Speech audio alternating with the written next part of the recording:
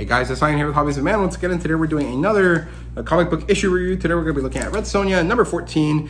With the same team as always, we have Thorin Grombeck, Walter Giovanni, Omi Ramalke Jr., and Jeff Eckelberry here. And I think that might have been different. I think Jeff wasn't the letterer here before, but he is now. You know, that might be incorrect there, so don't judge me too harshly if it is, right? So, yeah, this is probably my favorite issue in a while, and I think I say that every time, but that's because I always expect very little, and I always feel like I get enough out of these issues that it's enjoyable. But I think that this is probably the best one since probably like issue 5 or 6 or something like that. I can't remember what my favorite issues of the series were. I think at this point I'm just waiting for the end and hoping that it ends before there's like 20 volumes of it, or sorry, 20 issues of it. But yeah, so this opens up with Sonja arriving at this witch's house. Her name is Drevara Stonebreaker, and she asks Sonja asks her if Gath is alive, Kulan Gath, and she's told yes.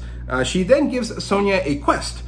She has to go to the bottom of the world. She has to get into the land of the death, cross the river Styx, and then beyond that, there is something down below. And she has to go there and, you know, basically take the MacGuffin that is the soul of Elric down into that place, and it should heal her of her, you know, curse, I guess you could call it, and should also stop the situation that's unfolding here. So that's pretty cool. We get to see that Sonja takes the quest on and decides to start traveling through the valley here to avoid that Tarjan clan that we saw at the end of the last issue at the High Passage, because that's where they're hanging out. However, it turns out that the Tarjan clan chases her anyways, and they have to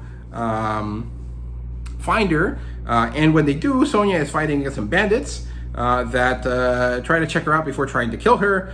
She manages to murder them because she's Red Sonja, and as she's killing most of them, she goes on to move on. When the Tarjans arrive, they're attacking some children, and Sonja steps in because that is kind of her role in these stories. She is supposed to be this traveling hero that you know, fights against evils because she had evils done to her, right? And I think she was empowered by Scathach to have the necessary strength to kill any man, and the only way that she can sleep with one is if she is beaten by them. They have to be extraordinary, right? And I guess Conan is the only one that ever did that, although I'm not really sure on that. I'm not sure if that's correct, but we get to see that Sonja is helping these children, even though Erlich, through his soul, continues to tell, through the soul of the dead, continues to tell her to harden her heart, that she should not fall for these children, for the plight of these young people. And Sonja ignores him, and she gets caught because of this, because she wouldn't listen to Erlich's advice, because she couldn't harden her heart, because she couldn't deaden her heart to the plight of her fellow man and children, right? And so she gets caught.